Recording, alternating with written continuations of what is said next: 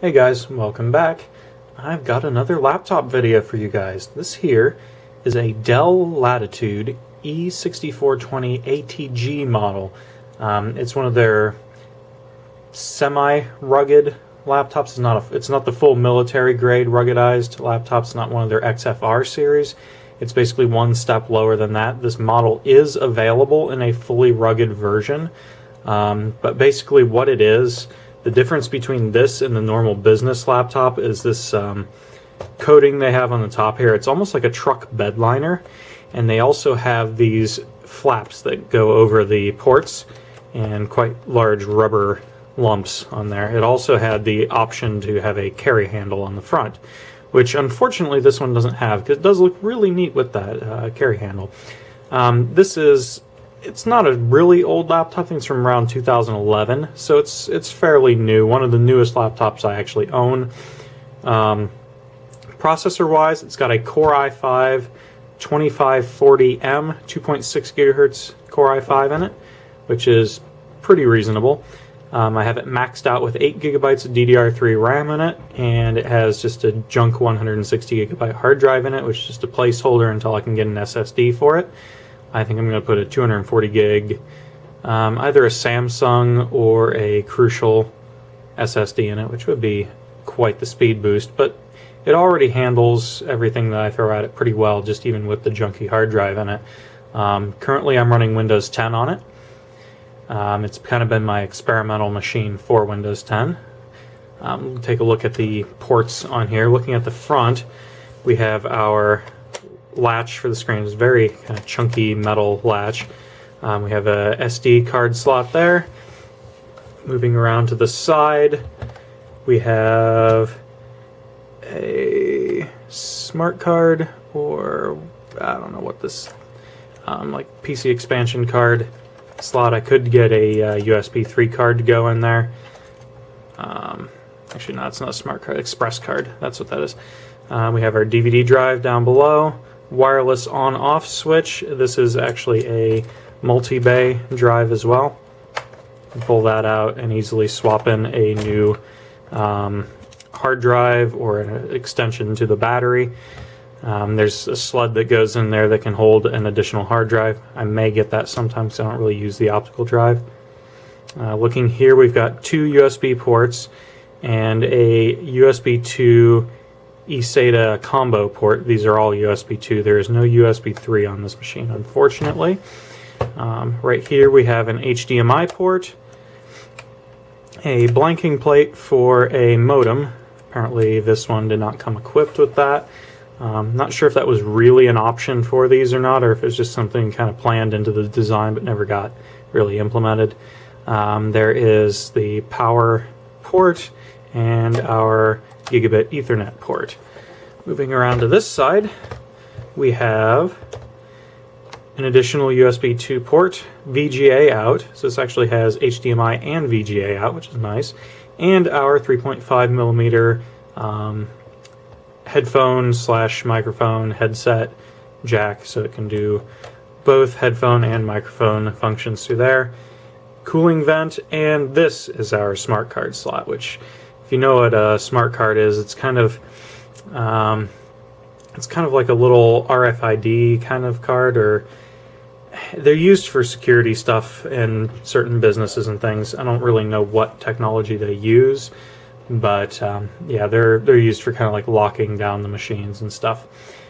Go ahead and open it up here and we'll take a look at the keyboard. I do believe it's powered on.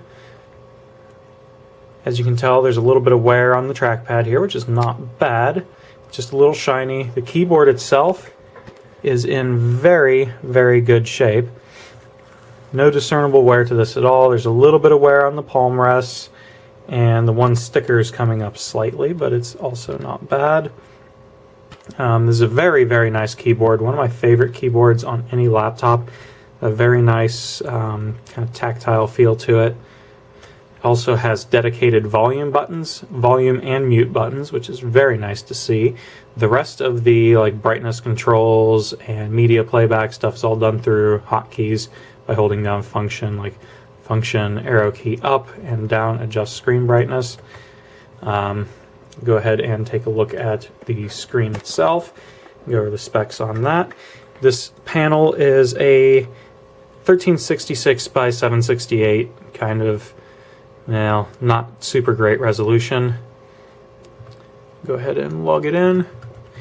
And this panel that's in here is not the original display to the machine, because this machine suffered the same defect as so many others, where the protective glass layer that they put on these ATG models actually began separating from the LCD panel itself and would get bubbles in and around the edges where the adhesive would start to lift off.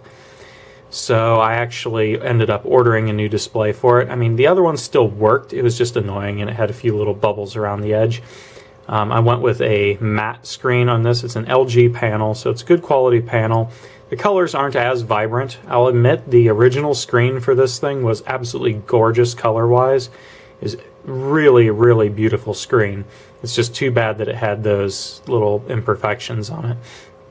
But yeah, I think I paid $45 or so for the new screen, and it just fit right in there. This is one of the easiest laptops in the world to change the display panel on.